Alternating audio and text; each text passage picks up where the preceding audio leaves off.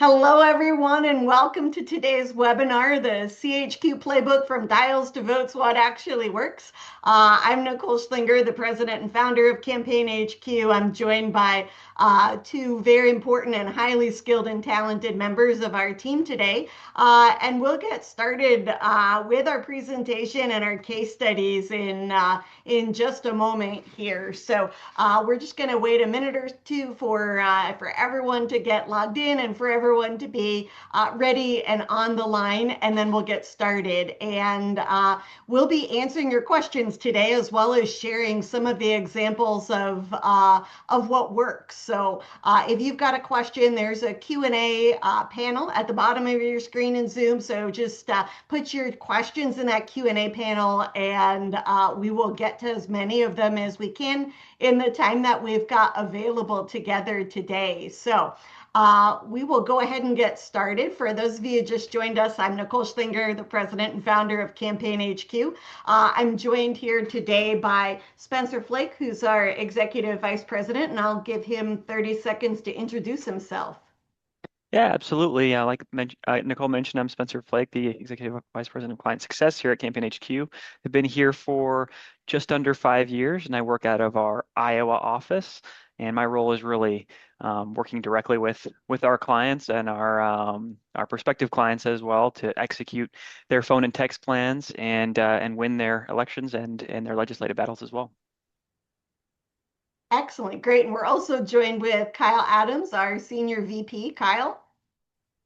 Yes, so as Nicole mentioned, I am our Senior VP of Client Success here at CampaignHQ. I've been with the team for just coming up on 3 years now, work out of our Washington, D.C. office. Similar to Spencer, work day to day with our clients on building and executing on voter contact plans to help people win their issues and to win their campaigns. Great. And also here primarily in the chat with us today is our brand new Vice President of Strategic Growth, Nick Elliott. Nick, do you want to introduce yourself? Hey everyone. Yep, been here about 2 weeks. Been in the industry for about 10 years. I'm sure everyone in the chat has gotten an email from me before. So looking forward to bothering you in the future. Awesome. Sounds good. Well, we'll go ahead and get started. So what we want to do really today is to give you a quick overview of what's working right now with phones and campaigns. It's not necessarily going to be exhaustive, but we want to show you where contacting voters on their 10-digit phone number fits and what kind of results campaigns are actually seeing. And then we can focus on answering questions and what's most relevant to folks that are here on the call with us today. So before we get into tactics, the thing that I like to spend some time talking about is what we're actually seeing in the numbers. There's a lot of noise right now about whether or not calls even work at all anymore, especially with iOS 26 and all of the talk about the new call blocking features, which has led some campaigns and consultants to believe that phones don't work anymore. And I think part of the disconnect is people like us who make campaign decisions, we're not the target audience. Consultants and campaign managers don't answer unknown calls. But voters behave for their own reasons very differently than political professionals. They're not consuming politics 24/7 the way we are. And in their own lives, they do answer the phone. Across our clients right now, we're seeing a 35% answer rate on live calls when we call through the file several times, 3 to 5 times. That's virtually unchanged from what we were seeing in the 6 months prior to the iOS 26 introduction. We're seeing about a 75% file penetration when you include voicemails. On our telephone town halls, 12% of the universe will pick up the phone and join and listen in on average for 8 minutes. And live ringless voicemails are hitting 68% of the target audience. And, unlike their TV or their mailbox or their front door, voters actually carry their phone with them. So we know who answered, we know what they said, we know how they engaged. So voters are still answering and campaigns are still reaching them. And the ones who are using that information strategically have an edge. A little bit about who we are. Kyle, Spencer, and Nick introduced themselves, but I believe if you're going to trust someone with your voter contact, it needs to be done right because there's no do-overs. And this is the leadership team behind Campaign HQ, and phone outreach is what we do every day, and it's all we do every day. We've spent over 25 years specializing in political and public affairs outreach by phone. This isn't one of many verticals that we dabble in. This is our lane, and we own it. So we write the scripts, prep the data, get things launched quickly, and manage the whole process from start to finish. But most importantly, we're always doing that under the same campaign pressure that you're under. Because campaigns move fast, we're built for last minute changes and handling your unreasonable deadlines. On Tuesday morning, we had a client come to us with a pretty urgent need, and that is not unusual, and we were able to fulfill it. And that's something that we all take a great deal of pride in. And that's why thousands of campaigns, consultants, and advocacy groups across the country have, over the years, trusted us with their work. So we're going to show you how this actually works in practice. We'll walk through a few examples and where each one fits. So I'm going to turn it over to Kyle. Great. Thank you, Nicole. So first thing that we want to talk about today is blind ID calls. These are one of the most overlooked tools in campaigns, especially now when people are relying on heavily modeled data to push information at voters, but having fewer real interactions with them. Blind ID calls are a critical component of any good phone plan. In short, a blind ID call is gathering first-party data with a neutral survey. So we're not biasing the audience here by identifying the campaign at the top of the call. We're not trying to push or persuade voters. We're trying to get you real, unbiased answers. And that's exactly what you get from these blind ID calls. We call your target universe and we'll ask them 1 to 3 questions, whatever you decide's most important. Things like, who do you support? What's your likelihood to vote? And any key issue questions for data you're looking to collect. Then the next question is where to use it. Where would you use blind ID calls? These are most helpful in races where the usual assumptions aren't reliable. So primaries where candidates have similar positions, municipal and nonpartisan races, ballot initiatives, anytime you're dealing with no party voters who can swing in either direction. We don't know what they think ahead of time. Once we agree on the script, the timing, and the universe, we can start on blind ID calls quickly. We'll return data to you each morning. You can expect about a 35% answer rate on these calls, and 20% of those will give us at least one response. We can get through most files in a couple of days, and what you'll wind up with after we're done is a clean universe for everything that comes next in your campaign. The bottom line here is it's not about buying ID calls, it's about leading on target. So by running these calls, you stop wasting money serving ads and mail and calls later on to voters who aren't with you. You avoid turning out voters for your opponent, and you can focus your budget on the voters that actually decide the race. If campaigns bring us in even a few weeks out, these calls can have a big impact. If it's later than that, we can still work with that too, and we'll talk through that later during the presentation. So now here's an example of how the blind ID calls actually work. This was a specific project where we had a statewide universe of no party voters with a history of voting in general elections, but not in primaries. In a state without party registration, there's no partisan signals on the file for this group of voters. So the universe that we're calling can range from likely supporters to likely opponents. We ran a blind ID program. First question here was party affiliation, and then we asked for their top 2 issues. We reached out about 38% of this universe live. And of those who answered, about 13.5% gave us their party leaning and 12% completed all 3 questions in our blind ID script. So now instead of guessing, you actually know who you're talking to from here on out. You can immediately remove the voters who lean Democrat from your universe or who are not likely to persuade based on their issue responses. And you can take the voters who lean Republican and treat them like they're your base. Focus on turning them out, especially the low prop voters. And the rest becomes your persuasion universe. So instead of spending money across that entire universe, you're not wasting money sending mail, digital, calls, or texts to people who we know aren't with you.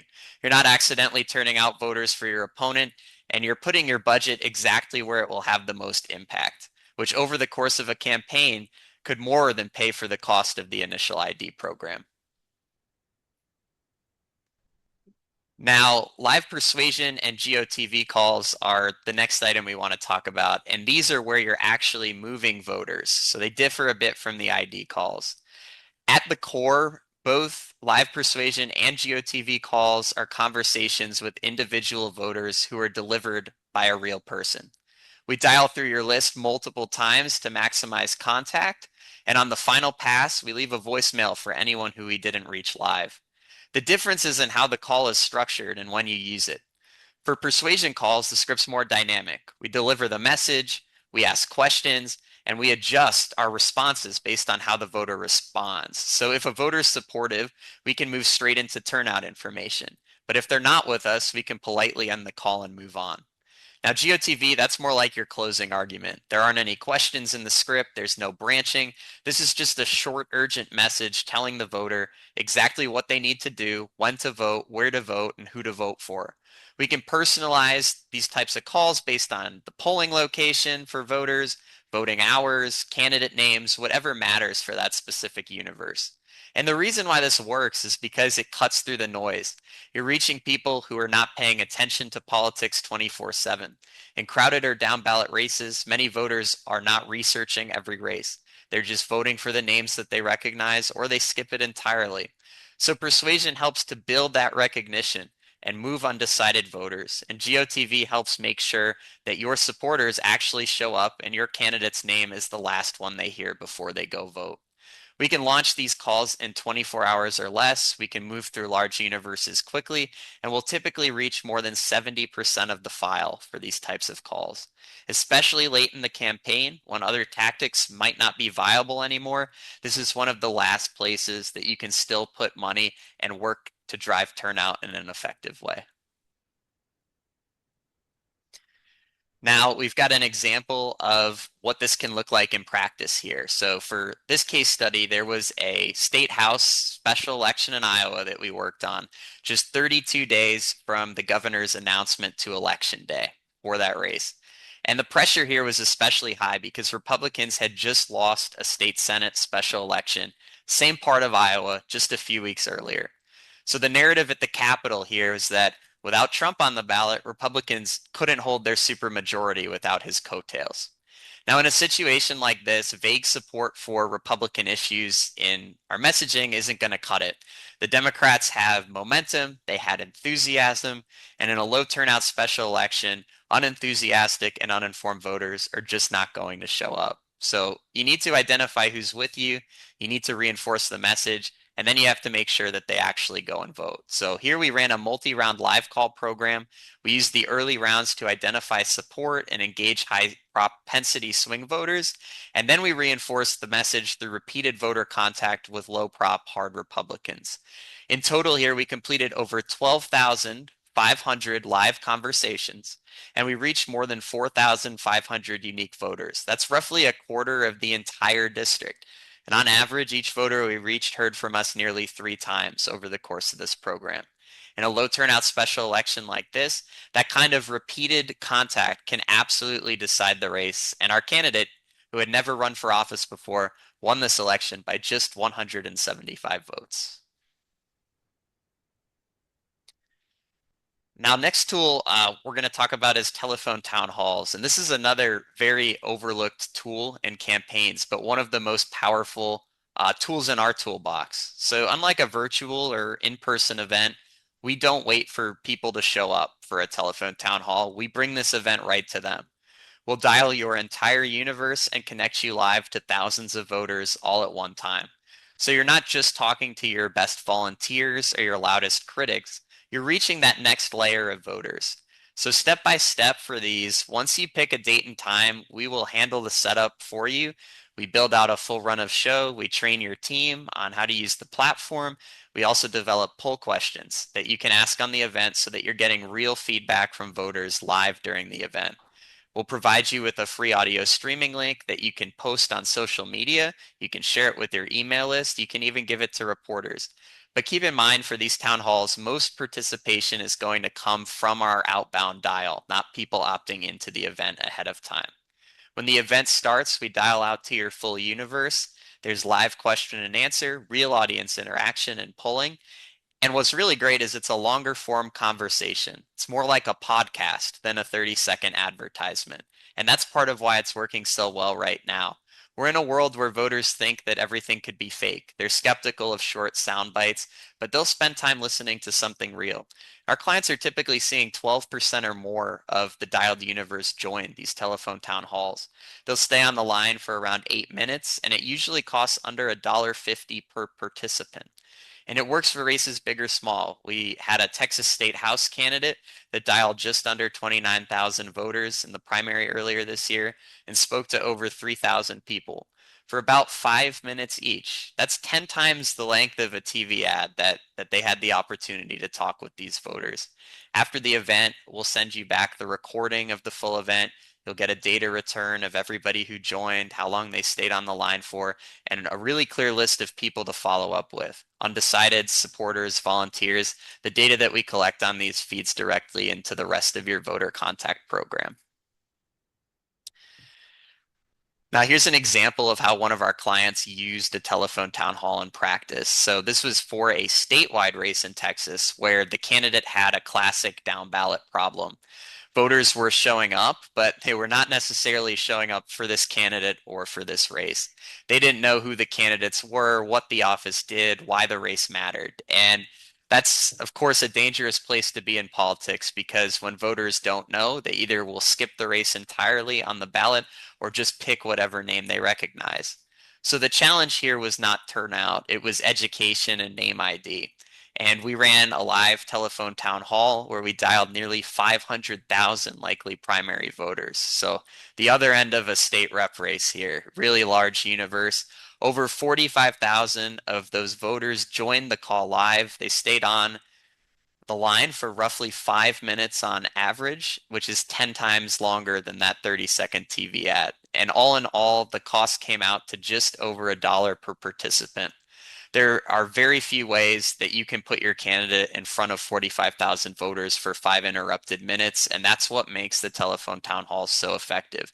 It gives campaigns at all levels, from state rep all the way to statewide races, the ability to educate voters, to build rapport with them, and to create real engagement that's difficult to replicate through other forms of voter contact. Great. And with that, I'm going to turn it over now to Spencer to take it from here. Awesome. So pulse check surveys. Look, if you want a 50-question benchmark survey with weighting, quotas, and a 40-page memo, that's not us. But what we found is that a lot of smart consultants don't need all of that. They just need quick, affordable data so they can make decisions based on facts instead of instincts. This is a quick, focused pulse check, typically around 5 questions and 300 responses, all done by the phone. And you just tell us, what you want surveyed and what you want us to ask, who you want to survey, and we make the calls, collect the responses, and give you the top lines and the crosstabs in 3 or 4 days. So this is really meant for quick decision making, checking name ID, horse race, top issue, and sentiment, especially in special elections or where there just isn't enough time or budget for a full polling program. And because it's phone only, response rates tend to be stronger than many multi-mode polls. Actually, the results have been very accurate for us, coming within the margin of error in several special elections this year already. And because you're not paying for a 3-inch thick briefing book or a half-day presentation that you don't need, it's a fraction of the cost of traditional polling. So it's just the answers so that you can make smarter decisions faster. For texting, everyone offers texting. The question is not whether to text, it's whether your texts are being managed correctly. Texting can make the most impact when it's done strategically. And so this is fully managed campaign texting. You can send texts, images, videos, links, and track who engages. But the difference is really that we do not treat texting as a standalone tactic. It is managed as part of your overall voter contact plan. So you send us your list and your message. We take care of the rest. It's totally full service. And if you don't have a list or message, we can take care of that too. Can you find someone cheaper? Possibly. But we're always very competitive on price. And the real question is, what's the right price to send the wrong text to the wrong voter? If somebody's already told us that they've opposed us on a call, we stop texting them. If they opt out of text messaging, we can still reach them by phone or voicemail. So we're not wasting your money and you're not missing voters.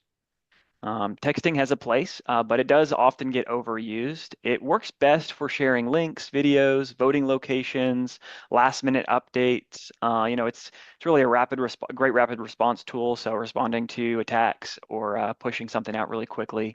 But it also works especially well as a follow-up to calls, to telephone town halls, to doors, and to mail pieces as well. What you can expect from us is a very fast turnaround, daily reporting, and no headaches. And that way you don't need to hire someone or manage staff to run it, or even worse, have to do it yourself. This is really about managing your full program correctly and letting you focus on what you do best. So you're not just sending texts, you're deciding who should and shouldn't get them, and that's where the real savings come from. So just less waste, more focus, and better results.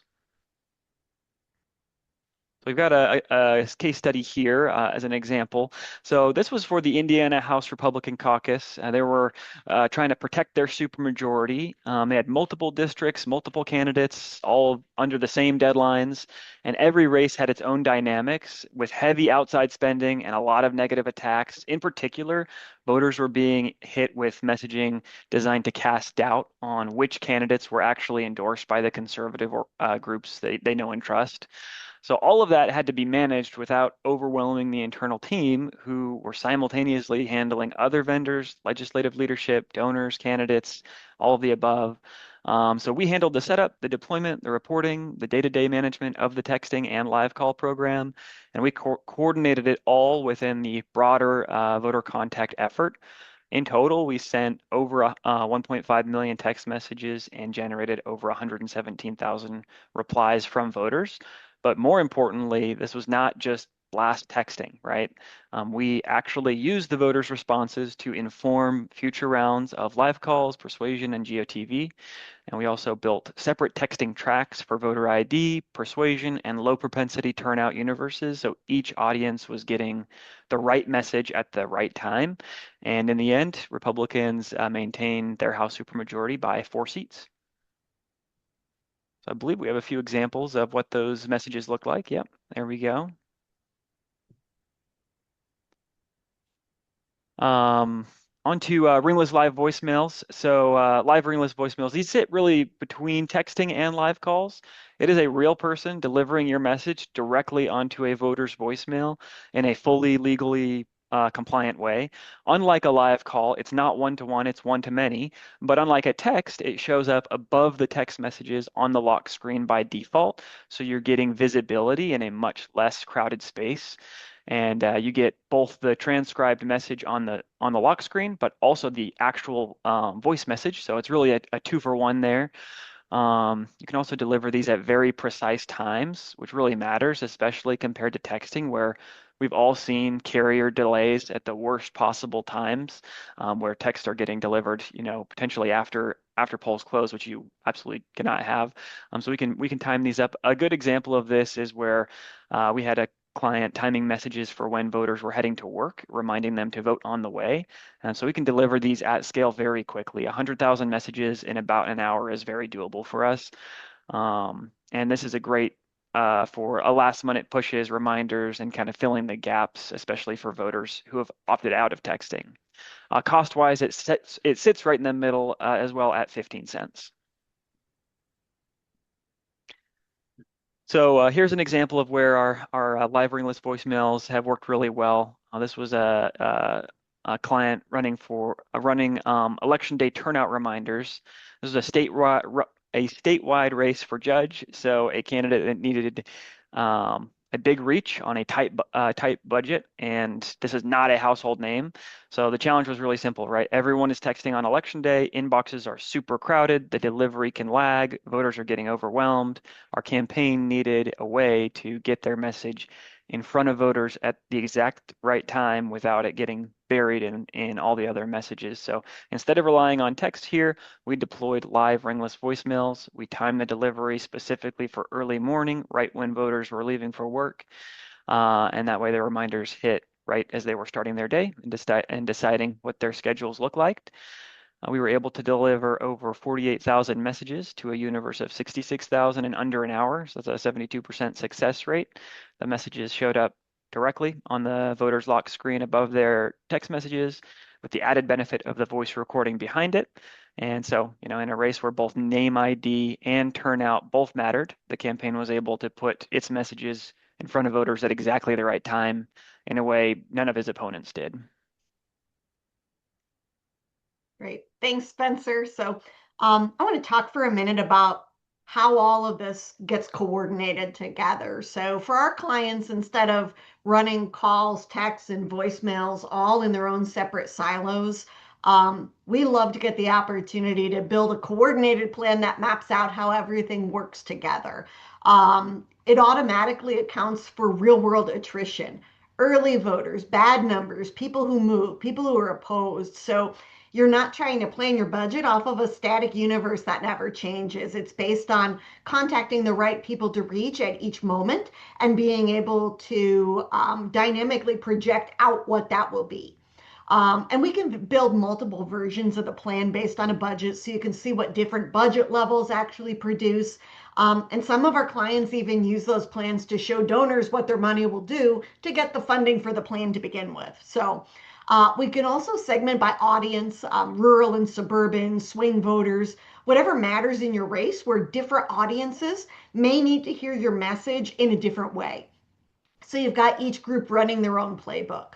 What we found is that campaigns running a coordinated phone plan will overall save about 40% on their calls and texts, just because you're not wasting dollars on the wrong voters. And that's even before you factor in coordinating it with your doors, mail, TV, digital. Could you do all of that yourself? Maybe if you had unlimited time, sure, but none of us do is the reality of it. This is really the blocking and tackling of campaigns just done at today's speed. It takes what's in your head, combines it with our experience, and puts it on paper. So ultimately, it results in us being more proactive for you, writing scripts before you need them, giving you those list counts, looking at how changes in the plan impact everything else you've got going on. And we use our software to build these plans for our clients at no extra cost. So an example case study here. This was for a competitive suburban state legislative race. Their original budget would have allowed them to do one round of ID calls to their swing universe, one GOTV to their seniors, one message during early voting, and one final message on election eve. But their original plan assumed nothing would change from day one to election day, and in campaigns, things change by the minute. So we went in and built them a plan that reflected that. We estimated how the universe sizes would change as we went through that period from the first ID call to election day, and showed them how their costs would change along with it. So instead of seeing how that developed and making snap decisions, it had already been strategically thought out. So as people voted early, moved away, told us they opposed the candidate or that they loved our candidate, we were able to adapt to that in future rounds. So instead of contacting that same static list over and over, the campaign was only contacting the right voters at the right time. Ultimately, it's not that we want to make phone calls or send text messages. It's that we want to contact voters, and we want to reach them, and we want to persuade them, and we want to turn them out. And so on that same budget, we were able to add a persuasion call to people who weren't ID'd in the first round, 2 extra early voting GOTV touches, and 2 rounds of election day GOTV. And it was a mix of live calls, automated calls, and texts. And in the end, we made over 155,000 voter contacts. And we estimated that we eliminated 68,000 wasted potential contacts. So in effect, that increased their voter contact program by 40% without increasing their budget $1. Ultimately, the candidate won and outperformed the top of the ticket by 9 points, which was an exciting win for us.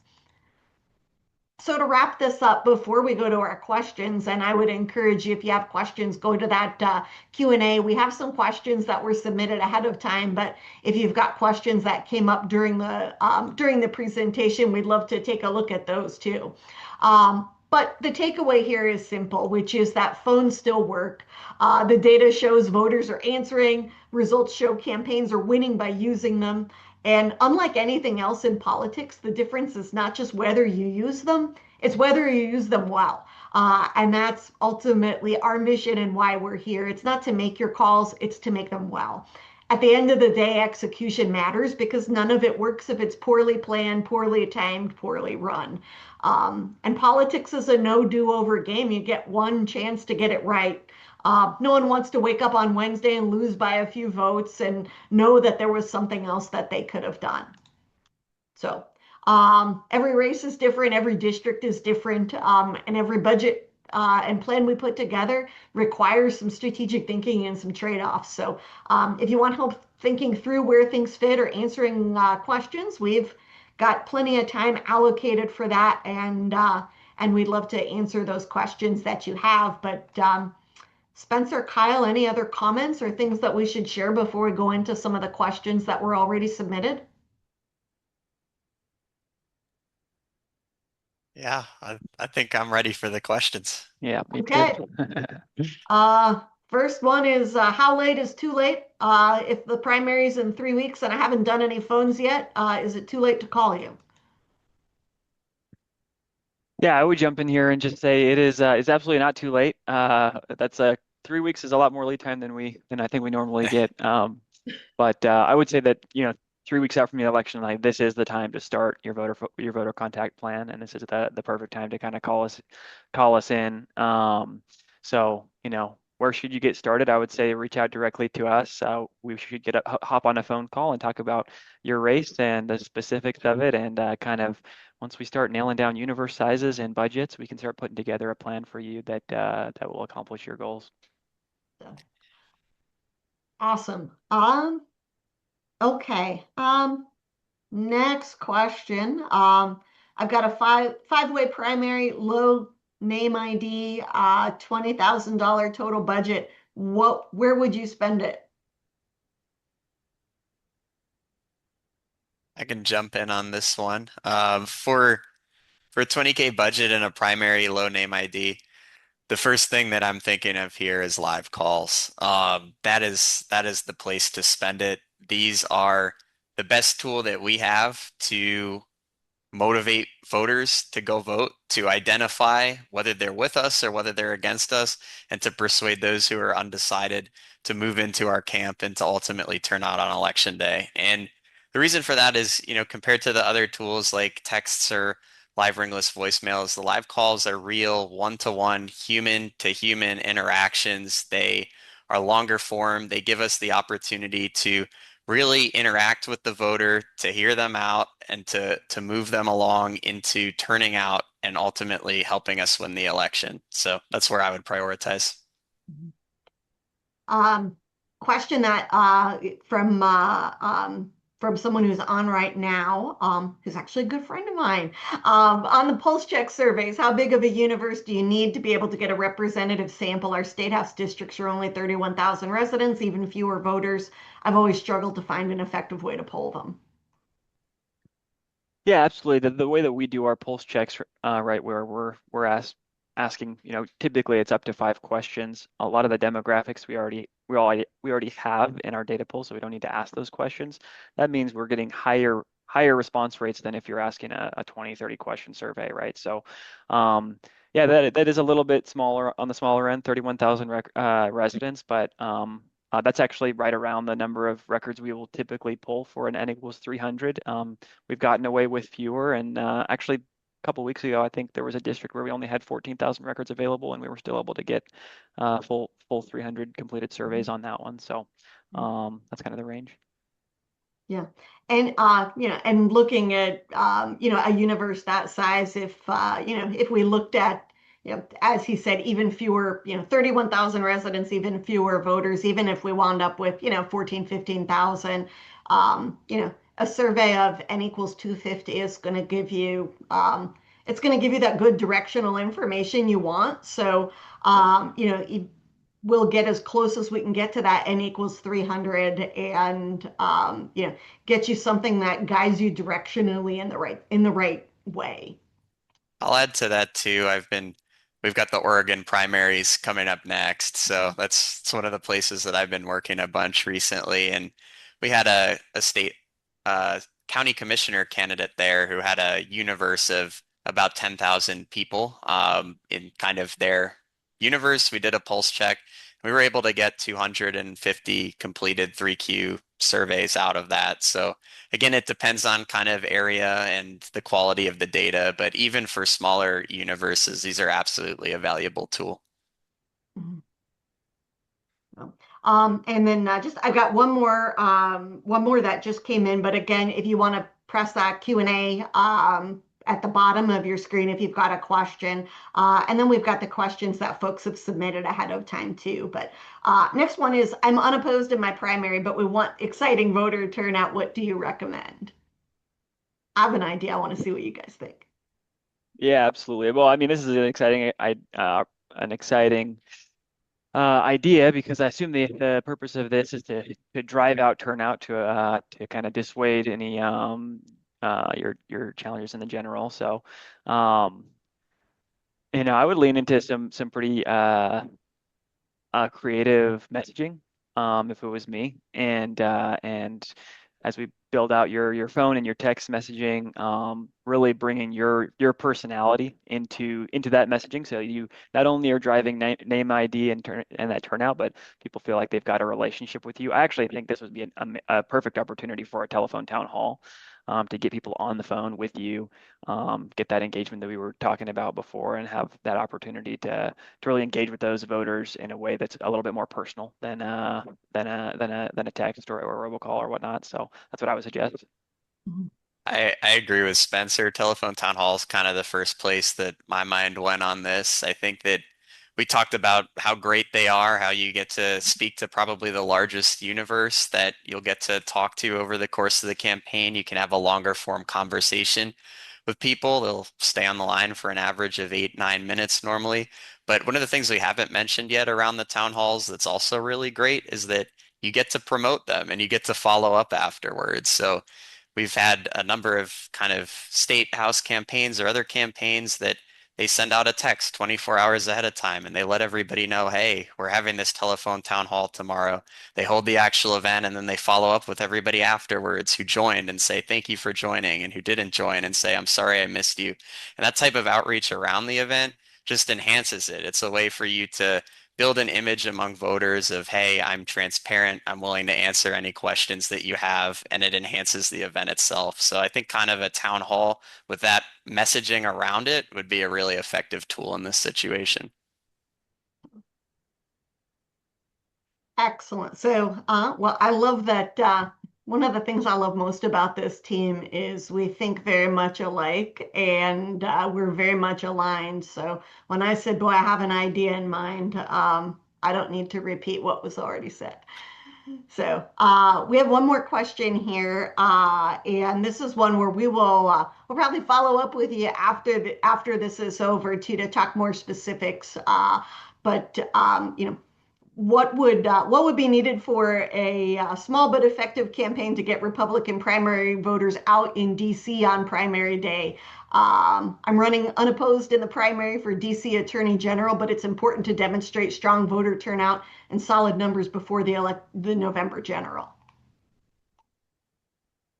So to the question of, what would be, what would be the minimum I need to make an impact? I think um, yeah, the first thing that it is difficult to be a Republican in the District of Columbia. Let's start with that. That being said, that doesn't mean that it is, that doesn't mean that it is impossible, because we know that people want results ultimately, and if we can pull them away from the partisan labeling and make them look at the issues and what the office does and and what the right person in that office could potentially do to change some of the chronic problems that the nation's capital has.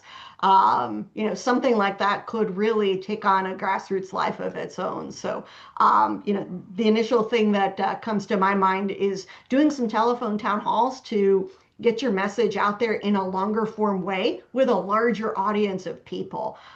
Yes, there's some people on the extreme far left that you'll never get, but there's a lot of people that are persuadable, that if we can get them to look beyond the R or the D, could be really interested and motivated and to do something that's going to change the tone and tenor of the city.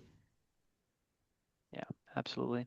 Nicole, I don't know if you saw, we have another question here from Ben. I think this is a great question. He asks, well, first he gives a shout out to Ken, so thank you. I'll make sure to pass that along. But I'll just read that kind of last part, which I think sums up your question, which is, do you believe that phones are beneficial compared with doors, or do both work in sync?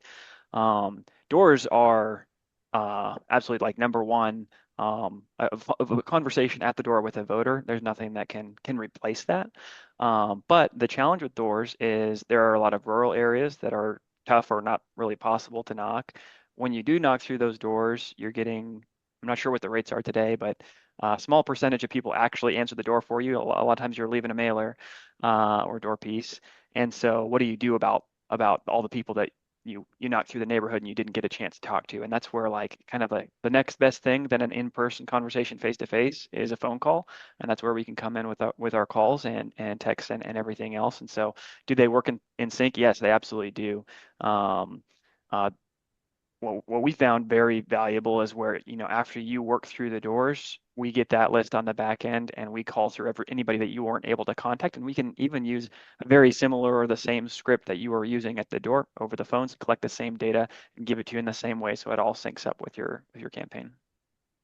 Yeah, I'll add on top of what Spencer said. If you're just doing doors and not including phones, there's no way that you could reach your entire universe. It's not just rural areas, but it's also apartment complexes, it's senior homes. There's lots of different places that just aren't knockable, gated communities, et cetera. So you'll want to make sure that at least for those places, you're still reaching those voters, and phones are a great way to supplement a door program to make sure that you're covering your full universe. Mhm. Yeah. And looking at the question further, this district was held by a Democrat, has been trending more purple. We projected to be a 50-50 toss-up. My candidate does well with soft Ds, independents, soft Rs. I look at that and a couple of things. The first is I think a telephone town hall would be particularly effective there, because all of a sudden you're talking to people where you have to get beyond the partisan label to really be able to talk to them about the issues. We ran an ID program in a red state a couple years ago, and we were trying to win some districts they lean blue, frankly, despite being overall is a Republican state. And we did an ID program where we were calling that kind of a universe, and we said, in the race for president, are you voting for Kamala Harris or Donald Trump? If they said they were voting for Donald Trump, we told them who our candidate was and when and where to vote, and thanked them very much. For the people who said Harris, we said, great, well, checks and balances are an important part of American government, and Republicans are in the State House are working on the following issues. Would you be willing to split your ticket and vote for Republicans in the State House so that we have solid representation on issues like these? 40% of the Harris voters that said they were for Harris were willing to consider a Republican at the state level. If you can separate your state issues from what is, the national narrative is a very strong tide that's moving all the boats. If you can separate yourself from that, you've got a chance to get people who Americans like to believe that voting for the candidate and voting for the issues and splitting their ticket is an informed, educated thing to do. Is that always their trend or their habit? I think results say not necessarily, but it does mean that it's possible. And when you have a race like that, you may want people who are going to be ticket splitters. So if you can peel Democrats off lower down the ballot, that's an enormous win that you can get. But you can only get that on something like the phones because you have to be going one by one and picking them out precisely. That is not a broad-based tool. You can't try to do that on TV. You can't try to do that, in a way that you potentially could talk, any way you potentially could hit the wrong people. You do not want to do that. And we won't tell Ken about that compliment. We don't need his head getting too big. Um, okay. I can do texting on my own for pretty cheap. Is there something you offer I can't get on my own? Yeah, I would say that, I mean, the thing that we offer is we're a full service vendor. And so if we tell people like if you can do it cheaper and you have all the time in the world to do it yourself, then that's probably the best move for you. But where we come in is where we can manage your program for you. And then the other part of this that we talked about earlier is also that integrating that in your broader voter contact plan, right? To make sure that your texts are not a standalone tactic, but the data we're getting back from the text messaging and the live calls and the telephone town halls is all working together to make sure that we are getting led on the target and getting people that have already voted or have opted out or have told us like I'm not going to be voting for you. We know that, or they say, I don't live in the district anymore. Those people are getting off your list so that you're saving money and getting led on the target, which results in you getting more voter contact to the right people. So like I said, if you can do that all on your own and also handle all the back end data and uploading your lists and uploading your scripts and managing it, make sure it gets out perfectly and monitoring it and making sure that the messages aren't getting spam filtered or anything like that, and the 10 DLC. If you can do all that for yourself, most consultants we work with, they don't have the time to do that, and they trust us to take care of all of it for them, and they can just get clean reports after their text messages go out, and they have the confidence to know that their messages are being delivered on time and without error. And so that's what I'd say about that question. Yeah, we had a longtime client say, okay, well, after an election said, well, that saved me from having to hire someone, so I guess I saved money.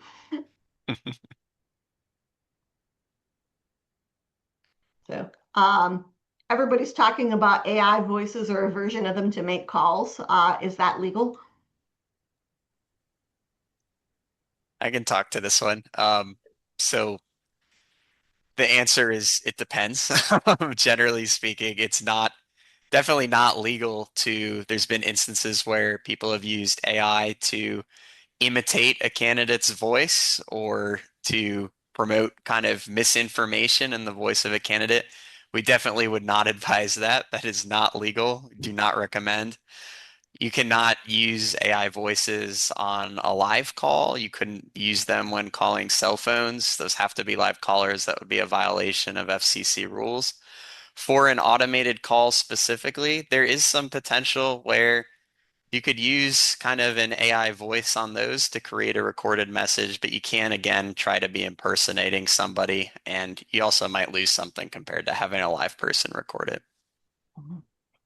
Yeah, the FCC's ruling is based on what it calls non-human voices. It's the same reason that we can't use, we often get people asking us, why can't I robocall cell phones? Because the FCC has said no non-human voices to cell phones unless the person has given their prior consent. And anyone we're calling to persuade or turn out is not the universe of people who have given prior consent. So landlines make up 15 to 20% of nearly every voter universe, which again, when we are not the target audience, can be a surprise to people, and that could be not only because they trend older, but there are rural areas where you need to get the landline phone in order to get internet access, or and those two things are bundled together. Or you have places where I think about in western Nebraska, people have an unusually high proportion of landlines because their cell phone service has inconsistency to it. Same with places in Alaska where they still have copper wire phone lines. So, if you're going to win by 15 or 20%, then you can afford to ignore them. But if not, you should have a strategy for them, not just not just filtering them out of your text and saying, I'm good, I hit the send button.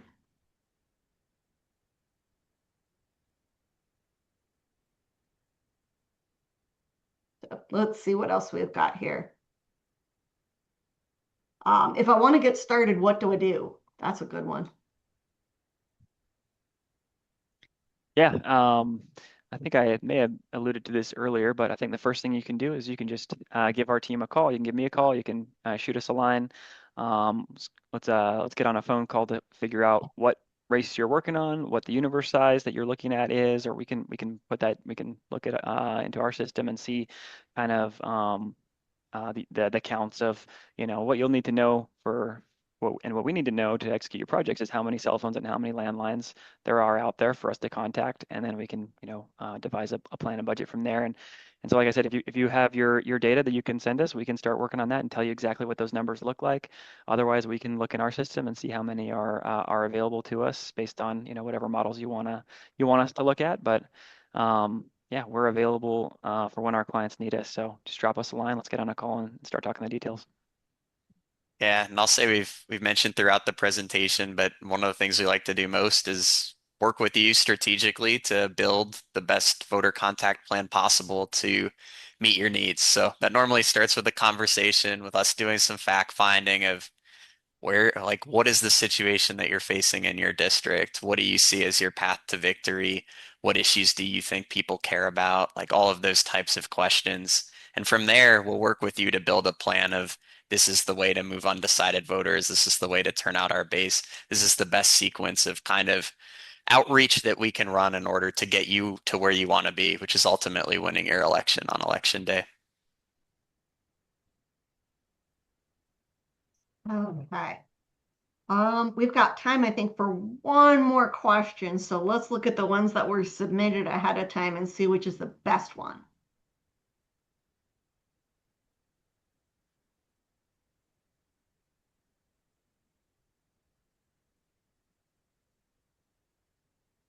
Our primary is Tuesday. Realistically, what can you launch this weekend that would be effective? Had a lot of that question last Friday, a lot of that question today. Yeah, I can jump in on this one first. This is definitely a common question for us, one that Spencer and I get a lot. But Every Friday in May. yes, luckily the answer is you can still do a lot between if your election was on Tuesday next week. You could do a lot between now and then. We could run live calls. Those are normally a 24-hour turnaround where we are driving your universe of identified supporters or people we assume are supporting you to go vote. We could run multiple rounds of those between now and Tuesday. We could do live ringless voicemails, like we mentioned earlier in the presentation, where we deliver a message straight to that voter's voicemail box. They'll get a pop-up notification on their screen that looks like a text message, and they'll get a reminder ahead of election day that, hey, election day is on Tuesday. You better make sure you go vote, otherwise we might lose. Those are two kind of tools that can be activated really quickly that are very effective at motivating people to turn out in a short window.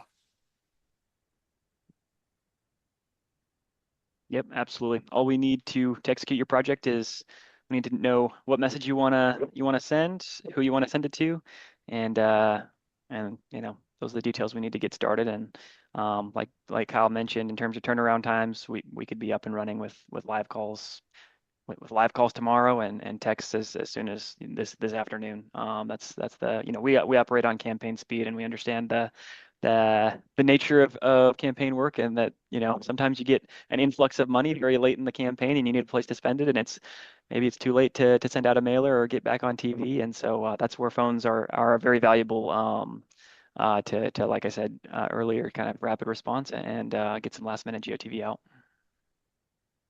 Excellent. Well, we're at about the end of our time today, so I want to thank Spencer and Kyle for taking an hour out on a busy Friday before a Tuesday primary to talk to the folks who are on here thinking about not just their primaries coming up, but also what's ahead of us for November. So, and everyone who joined us, thank you so much. We appreciate we appreciate your time. We appreciate you thinking about the value of how you contact voters, the method in which you contact them, and frankly, just how to be most effective at getting them to hear your message and act upon it in the way that your candidates, you know, expect you to do to win their races. So, you know, we've been doing this a long time, but we never fail to be grateful and honored that people trust us to do this important work and work to earn the right to continue doing that every single day between now and this November. So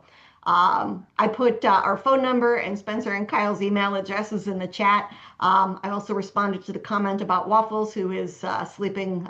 She did not want to participate in today's webinar. But again, thank you all for being here. If you have any questions, comments, thoughts, ideas, want to brainstorm for your project, need something urgently, just reach out. We're here for you. Thanks so much. Have a great weekend.